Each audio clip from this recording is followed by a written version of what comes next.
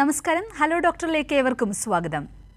Polio നിർമ്മാർജ്ജന തീവ്രയജ്ഞത്തിന്റെ ഭാഗമായി സംസ്ഥാനത്ത് പോളിയോ തുള്ളിമരുന്ന് വിതരണം നടക്കുകയാണ്. പോളിയോ വാക്സിൻ നൽകേണ്ടത് എപ്പോൾ എന്ന വിഷയമാണ് ഹലോ ഡോക്ടർ ഇന്ന് സംസാരിക്കുന്നത്. പൾസ് പോളിയോ ഇമ്മ്യൂണൈസേഷൻ പരിപാടിയെക്കുറിച്ചും ഇക്കാലത്ത് പോളിയോ വാക്സിൻ നൽകേണ്ടതിന്റെ ആവശ്യകതയെക്കുറിച്ചും നമുക്ക് ഡോക്ടറോട് ചോദിക്കാം.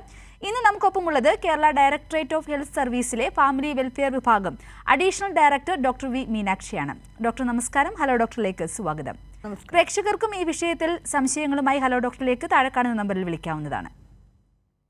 ഡോക്ടർ, നമുക്ക് പലപ്പോഴും പോളിയോ വാക്സിനെ കുറിച്ച് അല്ലെങ്കിൽ അതിൻ്റെ പ്രാധാന്യത്തെക്കുറിച്ച് മാധ്യമങ്ങളുടെയും മറ്റും അറിവുള്ളതാണ്. എങ്കിലും സംസ്ഥാനത്ത് പോളിയോ വാക്സിൻ വിതരണം നടക്കുന്ന ഈ ഒരു സാഹചര്യത്തിൽ ഈ പരിപാടിയെക്കുറിച്ചും അതിനുവേണ്ടി നടത്തുന്ന ക്രമീകരണങ്ങളെക്കുറിച്ചും ഒന്ന് വിശദമാക്കാമോ? പോളിയോ നിർമ്മാർജ്ജന തീവ്രയജ്ഞ പരിപാടിയുടെ ഭാഗമായിട്ട് 2024 മാർച്ച് 3 ഞായറാഴ്ച പൾസ് പോളിയോ ദിനമായിട്ട് കേരളത്തിൽ ആചരിക്കുകയാണ്. കേരളത്തിൽ മാത്രമല്ല, ഇന്ത്യയിൽ എല്ലാ സംസ്ഥാനങ്ങളിലും ഇത് നടപ്പിലാക്കുകയാണ്. അപ്പം ഞായറാഴ്ച രാവിലെ 8 മണി മുതൽ വൈകുന്നേരം 5 മണി വരെ പ്രത്യേകം സജ്ജീകരിച്ച ബൂത്തുകൾ വഴി 23,28,000 5 വയസ്സിൽ താഴെ പ്രായമുള്ള കുട്ടികൾക്കാണ് 2 തുള്ളി പോളിയോ തുള്ളിമരുന്ന് നൽകുവാനായിട്ട് നമ്മൾ ലക്ഷ്യമിടുന്നത്. അപ്പം ഇതിനായിട്ട് ഏകദേശം 23,471 ബൂത്തുകൾ, അതിൽ ട്രാൻസിറ്റ് ബൂത്ത് ഉണ്ടാവും, മൊബൈൽ ബൂത്തുകളുണ്ടാവും. പരിശീലനം സിദ്ധിച്ച വോളണ്ടിയർമാർ 5 വയസ്സിൽ താഴെയുള്ള ബൂത്തിലെത്തുന്ന കുഞ്ഞുങ്ങൾക്ക് 2 തുള്ളി പോളിയോ തുള്ളിമരുന്ന് നൽകുന്നതാണ്. അപ്പം ഇതിനാവശ്യമായ പരിശീലനം 47,000 വോളണ്ടിയേഴ്സിനും അതുപോലെ 1,600 സൂപ്പർവൈസേഴ്സിനും നമ്മൾ പരിശീലനം നൽകി കഴിഞ്ഞിട്ടുണ്ട്. ഇത് എല്ലാ വർഷവും നമ്മൾ നടത്തി വന്നിട്ടുള്ള ഒരു പരിപാടിയായിരുന്നു. 1995 ഇന്ത്യയിൽ പൾസ് പോളിയോ പരിപാടി തുടങ്ങിയത്. ആദ്യമൊക്കെ വർഷത്തിൽ 2 പ്രാവശ്യമായിരുന്നു ഈ പരിപാടി നടപ്പിലാക്കിയിരുന്നത്. റുട്ടീൻ ഇമ്മ്യൂണൈസേഷൻ്റെ കൂടെ തന്നെ നമ്മൾ വർഷത്തിൽ 2 പ്രാവശ്യം പോളിയോ തുള്ളിമരുന്ന് നൽകിയിരുന്നു. അതിന് നമ്മൾ പൾസ് പോളിയോ ഇമ്മ്യൂണൈസേഷൻ എന്നാണ് പറഞ്ഞത്. അപ്പോൾ അതിൻ്റെ ഫലമായിട്ട് ഇന്ത്യയിൽ അല്ലെങ്കിൽ കേരളത്തിൽ പോളിയോ രോഗബാധിതരുടെ എണ്ണം വളരെ ഗണ്യമായി കുറയ്ക്കുവാൻ സാധിച്ചിട്ടുണ്ട്. അവസാനത്തെ പോളിയോ കേസ് കേരളത്തിൽ റിപ്പോർട്ട് ചെയ്തത് 2000 മലപ്പുറത്ത് കൊണ്ടോട്ടിയിൽ നിന്നാണ് അവസാനത്തെ കേസ്. ഇന്ത്യയിൽ കാര്യം എടുക്കുവാണെങ്കിൽ 2011 ജനുവരി 13 വെസ്റ്റ് ബംഗാളിലെ ഹൗറ എന്ന സ്ഥലത്തു നിന്നാണ് 2 വയസ്സുള്ള ഒരു പെൺകുട്ടിക്ക് ഇന്ത്യയിലെ അവസാനത്തെ പോളിയോ രോഗം റിപ്പോർട്ട് ചെയ്യുന്നത്. അപ്പോൾ ഈ പൾസ് പോളിയോ പ്രോഗ്രാമിൻ്റെ ഭാഗമായിട്ട് നമ്മൾ 30 ലക്ഷത്തോളം വാക്സിനും നമുക്ക് എത്തിച്ചേർന്നിട്ടുണ്ട്. 3 റീജിയണൽ വാക്സിൻ സ്റ്റോർ തിരുവനന്തപുരത്തും അതുപോലെ എറണാകുളത്തും കോഴിക്കോടുമുള്ള വാക്സിൻ സ്റ്റോറുകളെത്തി. അവിടെ നിന്ന് എല്ലാ ജില്ലകളിലും വാക്സിൻ എത്തിയിട്ടുണ്ട്. അതിന് അനുബന്ധമായിട്ടുള്ള മറ്റ് സാധനങ്ങൾ, പ്രത്യേകിച്ചും കുട്ടികളുടെ വിരലിൽ മാർക്ക് ചെയ്യാനുള്ള മാർക്കർ പെന്ന്, അതെല്ലാം നമ്മൾ എത്തിച്ചിട്ടുണ്ട്. പരിശീലനവും നൽകി കഴിഞ്ഞിട്ടുണ്ട്. അപ്പോൾ 5 വയസ്സ് വരെയുള്ള എല്ലാ കുഞ്ഞുങ്ങൾക്കും 2 തുള്ളി പോളിയോ തുള്ളിമരുന്ന് കൊടുക്കുക എന്നതാണ് ഈ പരിപാടിയുടെ ലക്ഷ്യം. അതിലൂടെ നമുക്ക് പോളിയോ രോഗത്തെ ഈ ലോകത്തു നിന്ന് തന്നെ നിർമ്മാർജ്ജനം ചെയ്യാൻ അല്ലെങ്കിൽ വേരോടെ പിഴുതെറിയാൻ സാധിക്കുന്നതാണ്. അപ്പോൾ അതിന് വേണ്ടിയിട്ടുള്ള തീവ്രയജ്ഞമാണ് ഈ മാർച്ച് 3 നടക്കുന്നത്. അതോടൊപ്പം തന്നെ 4, 5 തീയതികളിൽ പരിശീലനം സിദ്ധിച്ച വോളണ്ടിയർമാർ വീടുകൾ തോറും സന്ദർശിച്ച് മാർച്ച് 3 ഏതെങ്കിലും കാരണത്താൽ തുള്ളിമരുന്ന് കൊടുക്കാൻ പറ്റാത്ത കുഞ്ഞുങ്ങൾക്ക് അവരെ കണ്ടെത്തി വീട്ടിൽ വെച്ച് തന്നെ പോളിയോ തുള്ളിമരുന്ന് നൽകുന്നതാണ്. അപ്പം ഇതാണ് ഈ പോളിയോ പൾസ് പോളിയോ ആയിട്ട് ബന്ധപ്പെട്ട് ആമുഖമായിട്ട് പറയാനുള്ളത്. ഓക്കെ ഡോക്ടർ പറഞ്ഞ പോലെ തന്നെ ഇപ്പോൾ വളരെ നാളുകൾക്ക് ശേഷം അല്ലെങ്കിൽ വളരെ നാളുകളായിട്ട് ഈ ഒരു പോളിയോ ബാധിതമായിട്ടുള്ള കുട്ടികളെയോ അല്ലെങ്കിൽ ആ പ്രശ്നങ്ങളോ നമ്മുടെ ചുറ്റുപാടിൽ നമ്മൾ കണ്ടുവരുന്നില്ല. അതുകൊണ്ട് തന്നെ ഇത്തരത്തിൽ പോളിയോ മരുന്നുകൾ ഇനിയും അങ്ങോളം തുടരേണ്ടതിൻ്റെ ആവശ്യകതയെക്കുറിച്ചും അതിനെക്കുറിച്ച് കൂടി ഒന്ന് വിശദമാക്കും. എത്ര നാൾ നമ്മൾ ഇതുപോലെ ഈ ഒരു പോളിയോ വാക്സിൻ മുന്നോട്ട് കൊണ്ടുപോകണം? തീർച്ചയായിട്ടും പൾസ് പോളിയോ പരിപാടിക്ക് ഭാരതത്തിൽ പ്രസക്തിയുണ്ട്. കാരണം നമ്മുടെ അയൽ രാജ്യങ്ങളായ പാകിസ്ഥാൻ, അഫ്ഗാനിസ്ഥാൻ എന്നീ 2 രാജ്യങ്ങളിൽ ഇപ്പോഴും പോളിയോ രോഗം റിപ്പോർട്ട് ചെയ്യുന്നുണ്ട്. കഴിഞ്ഞ 2023 വർഷത്തിൽ 6 കേസുകൾ വീതം ഈ 2 രാജ്യങ്ങളിൽ നിന്നും റിപ്പോർട്ട് ചെയ്തിരുന്നു. അപ്പം നമ്മുടെ തൊട്ട് അയൽ രാജ്യമായതുകൊണ്ട് തന്നെ ക്രോസ് ബോർഡർ ഇവിടെ നിന്ന് അങ്ങോട്ടും അവിടെ നിന്ന് ഇങ്ങോട്ടും ഒക്കെ ആൾക്കാർ വരാൻ സാധ്യതയുണ്ട്. അതുപോലെ തന്നെ പല ആവശ്യങ്ങൾക്കും മറ്റ് രാജ്യങ്ങളിലേക്കൊക്കെ പോകുന്നുണ്ട്. അപ്പം നേരത്തെ നൈജീരിയ ഉണ്ടായിരുന്നു, പക്ഷേ ഇപ്പം നൈജീരിയ പോളിയോ ഫ്രീ സർട്ടിഫിക്കേഷൻ കിട്ടിയിട്ടുണ്ട്. ഇപ്പം നിലവിൽ പാകിസ്ഥാനിലും അഫ്ഗാനിസ്ഥാനിലുമാണ്. അതുകൊണ്ട് തന്നെ ഇന്ത്യയിൽ നമ്മുടെ കുഞ്ഞുങ്ങളെ പ്രൊട്ടക്റ്റ് ചെയ്യേണ്ട ഉത്തരവാദിത്വം ഭാരത സർക്കാരിനും ഉണ്ട്. അപ്പം അതുകൊണ്ട് തന്നെ നമ്മൾ പൾസ് പോളിയോ ഈ വർഷം ലാസ്റ്റ് പൾസ് പോളിയോ നമ്മൾ കേരളത്തിൽ നടത്തിയത് 2022 ഫെബ്രുവരി മാസത്തിലായിരുന്നു. 23 പൾസ് പോളിയോ നടന്നിരുന്നില്ല. ഓക്കെ ഡോക്ടർ, ഇപ്പം നമ്മളോടൊപ്പം ഒരു പ്രേക്ഷകൻ ചേരുകയാണ് മുംബൈയിൽ നിന്നും CM നായർ. CM നായർ, ഡോക്ടറോട് ചോദിച്ചോളൂ. ഹലോ, നമസ്കാരം. ഹലോ ഹലോ കേൾക്കാം, പറഞ്ഞു. നമസ്കാരം ഡോക്ടർ. നമസ്കാരം. എനിക്ക് ചില സംശയങ്ങളാണ് ഡോക്ടർ ചോദിക്കുന്നത്. ഈ കൊച്ചു കുഞ്ഞുങ്ങൾക്ക് എത്ര വയസ്സ് മുതലാണ് ഈ പോളിയോ കൊടുത്തു തുടങ്ങുന്നത്? എത്രാം വയസ്സ് മുതലാണ്? വർഷത്തിൽ എത്ര പ്രാവശ്യം പോളിയോ കൊടുക്കേണ്ടി വരുന്നുണ്ട്? പിന്നെ സെക്കൻഡ്, ഇത് എപ്പോഴാണ് നിർത്തേണ്ടത്? കുഞ്ഞുങ്ങളുടെ ഏത് പ്രായത്തിലാണ് ഈ പോളിയോ നിർത്തേണ്ട ഒരു സാഹചര്യം ഉണ്ടല്ലോ, പോളിയോ ഡ്രോപ്സ്, അത് നിർത്തുന്ന ഏത് പ്രായത്തിലാണ് നിർത്തേണ്ടത്? അത് വർഷത്തിൽ എത്ര പ്രാവശ്യം പോളിയോ ചെയ്യണം കുഞ്ഞുങ്ങളുടെ ഹെൽത്തിന് വേണ്ടി? ഇതേപ്പറ്റി ഒന്ന് പറഞ്ഞ് മനസ്സിലാക്കിയാൽ കൊള്ളാം ഡോക്ടർ. തീർച്ചയായിട്ടും നല്ല ചോദ്യമാണ്. അപ്പം നമ്മൾ ഒരു കുഞ്ഞ് ജനിച്ചു കഴിഞ്ഞാൽ 24 മണിക്കൂറിനകത്ത് 0 ഡോസ് ഓറൽ പോളിയോ വാക്സിൻ നൽകും. അപ്പം ഞാൻ പറയുന്ന കേൾക്കാമോ? CM നായർ, ടിവിയുടെ ശബ്ദം കുറച്ച് വെക്കൂ. ഓക്കെ ഡോക്ടർ, പറഞ്ഞോളൂ. അപ്പം ഒരു കുഞ്ഞ് ജനിച്ചു കഴിഞ്ഞാൽ എത്രയും പെട്ടെന്ന് 24 മണിക്കൂറിനകത്ത് നമ്മൾ ആദ്യ 0 ഡോസ് ഓറൽ പോളിയോ വാക്സിൻ നൽകും. അത് 2 തുള്ളി മരുന്നാണ് കുഞ്ഞിന് വായിൽ ഒഴിച്ചു കൊടുക്കുന്നത്. അതിനുശേഷം 6 ആഴ്ചയാകുമ്പോൾ ആദ്യത്തെ ഡോസ് OPV 1 എന്നാണ് നമ്മൾ പറയുന്നത്, മറ്റേത് 0 ഡോസാണ്. അപ്പോൾ 6 ആഴ്ച, കുഞ്ഞിന് 6 ആഴ്ച പ്രായമാകുമ്പോഴേക്കും ഓറൽ പോളിയോ വാക്സിൻ്റെ 1ാമത്തെ ഡോസും അതോടൊപ്പം തന്നെ ഫ്രാക്ഷണൽ IPV എന്ന് പറഞ്ഞിട്ട് ഇഞ്ചക്ഷനാണ്. അപ്പോൾ അതിൻ്റെ ഫസ്റ്റ് ഡോസും അതോടൊപ്പം തന്നെ പെൻഡ എന്ന് പറഞ്ഞാൽ 5 രോഗങ്ങൾക്കെതിരെയുള്ള വാക്സിനും പിന്നെ റോട്ട വൈറസ് വാക്സിൻ, ഇങ്ങനെ 6 ആഴ്ചയാകുമ്പോഴാണ് നമ്മൾ നൽകുന്നത്. അത് കഴിഞ്ഞ് 10 ആഴ്ചയാകുമ്പോഴത്തേക്കും ഓറൽ പോളിയോ വാക്സിൻ്റെ 2ാമത്തെ ഡോസ് കൊടുക്കും. അതിനോടൊപ്പം പെൻഡാവാലൻ്റ് വാക്സിൻ്റെ സെക്കൻഡ് ഡോസും റോട്ട വൈറസ് വാക്സിനും നൽകും. ന്യൂമോകോക്കൽ വാക്സിൻ, ഇതിൻ്റെ എല്ലാം സെക്കൻഡ് ഡോസും നൽകും. പിന്നീട് 14ാമത്തെ ആഴ്ചയാകുമ്പോഴത്തേക്കും ഓറൽ പോളിയോ വാക്സിൻ്റെ 3ാമത്തെ ഡോസ് കൊടുക്കും. അതോടൊപ്പം തന്നെ ഫ്രാക്ഷണൽ IPV എന്ന് പറയും, ഇഞ്ചെക്റ്റബിൾ പോളിയോ വാക്സിൻ്റെ ഫ്രാക്ഷണൽ ഡോസാണ്. അതിൻ്റെ സെക്കൻഡ് ഡോസും ഈ 14ാമത്തെ ആഴ്ചയിൽ നൽകും. അപ്പോൾ ആഴ്ച കണക്ക് പറയുമ്പോൾ നമ്മൾ റഫായിട്ട് പറയുന്നത് 1.5 മാസം, 2.5 മാസം, 3.5 മാസം. അത് കഴിഞ്ഞ് കുഞ്ഞിന് 9 മാസമാകുമ്പോൾ, 9 മാസം മുതൽ 12 മാസത്തിനുള്ളിൽ ഈ ഫ്രാക്ഷണൽ IPV എന്ന് പറയും, അതിൻ്റെ 3ാമത്തെ ഡോസ് കൊടുക്കും. അതോടൊപ്പം മീസിൽസ് റുബെല്ല വാക്സിൻ്റെ ഫസ്റ്റ് ഡോസ്, മീസിൽസിന് റുബെല്ലയ്ക്കും എതിരെയുള്ള MR വാക്സിൻ്റെ ഫസ്റ്റ് ഡോസും നൽകുന്നതാണ്. അതിനുശേഷം 16 മാസം മുതൽ 24 മാസത്തിനുള്ളിൽ ഈ OPVയുടെ ബൂസ്റ്റർ ഡോസ് കൊടുക്കും. അതോടൊപ്പം MR വാക്സിൻ, മീസിൽസ് റുബെല്ല വാക്സിൻ്റെ സെക്കൻഡ് ഡോസും നൽകുന്നതാണ്. ഇതോടൊപ്പം DPTയുടെ ഫസ്റ്റ് ബൂസ്റ്ററും നൽകും. ഡിഫ്തീരിയ പോളിയോ ടെറ്റനസിൻ്റെ ഡിഫ്തീരിയ പെർട്ടൂസിസ് ടെറ്റനസിൻ്റെ ഫസ്റ്റ് ബൂസ്റ്റർ നൽകും. ഇങ്ങനെ പോളിയോ മരുന്ന് നൽകുന്നത് 1.5 വയസ്സ് വരെയാണ്, അല്ലെങ്കിൽ 1.5 മുതൽ 2 വയസ്സ് വരെയാണ് നമ്മൾ പോളിയോ തുള്ളിമരുന്ന് കുട്ടിക്ക് നൽകുന്നത്. ക്ലിയറായി എന്ന് വിചാരിക്കുന്നു.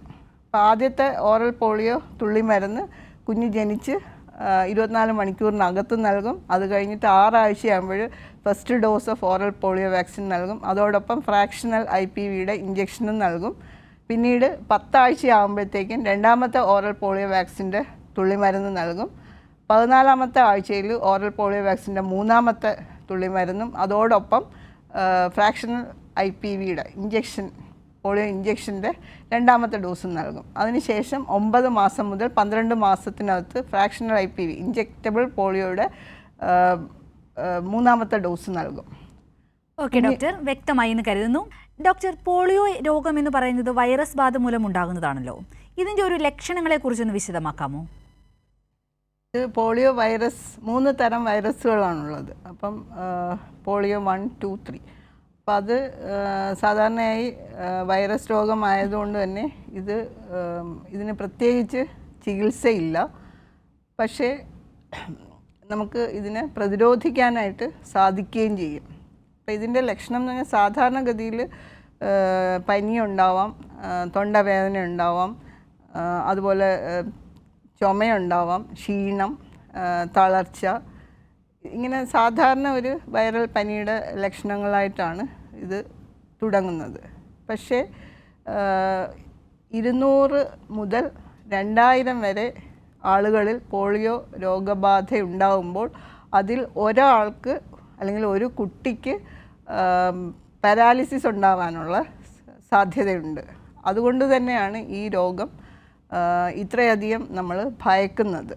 അതുമാത്രമല്ല, ഇത് എളുപ്പത്തിൽ ഒരാളിൽ നിന്ന് മറ്റൊരാളിലേക്ക് പകരാനും കഴിയുന്ന ഒരു രോഗമാണ് പോളിയോ. അപ്പം ഫീക്കോ ഓറൽ റൂട്ട് എന്ന് പറയും. അതായത് മലിനമാക്കപ്പെട്ട ജലത്തിലൂടെയും അല്ലെങ്കിൽ വിസർജ്യ വസ്തുക്കളാൽ മലിനമാക്കപ്പെട്ട ജലത്തിലൂടെയും ആഹാരത്തിലൂടെയുമാണ് ഇത് സാധാരണഗതിയിൽ പകരുന്നത്. അപ്പോൾ അതുകൊണ്ട് തന്നെ ഹൈജീൻ അല്ലെങ്കിൽ നമ്മുടെ വ്യക്തി ശുചിത്വത്തിനും പരിസര ശുചിത്വത്തിനും വളരെയധികം പ്രാധാന്യമുണ്ട് പോളിയോ വരാതിരിക്കുവാനായിട്ട്. അതോടൊപ്പം ഇതിൻ്റെ ഏറ്റവും നമ്മൾ ഭയക്കേണ്ടത് ഈ പാരാലിസിസിനെ തന്നെയാണ്. അത് ഇറിവേഴ്സിബിൾ പാരാലിസിസ് ഉണ്ടാക്കും, അല്ലെങ്കിൽ പൂർണ്ണമായ അംഗവൈകല്യം ഉണ്ടാകും. പിന്നെ ഈ 200-ൽ ഒരാളിന് പാരാലിസിസ് വരുമ്പം അതിൽ തന്നെ 2 മുതൽ 10 വരെ ആളുകൾക്ക് മരണം സംഭവിക്കാം. കാരണം ശ്വാസകോശത്തെ നമ്മളെ ശ്വസനത്തിന് സഹായിക്കുന്ന മസിലുകൾ പാരലൈസ് ചെയ്യുവാണെങ്കിൽ അത്തരം കുഞ്ഞുങ്ങൾക്ക് മരണവും സംഭവിക്കും. അതുകൊണ്ട് തന്നെ ഇത് മാരകമായ ഒരു രോഗമായിട്ട് തന്നെയാണ് പോളിയോ കരുതുന്നത്.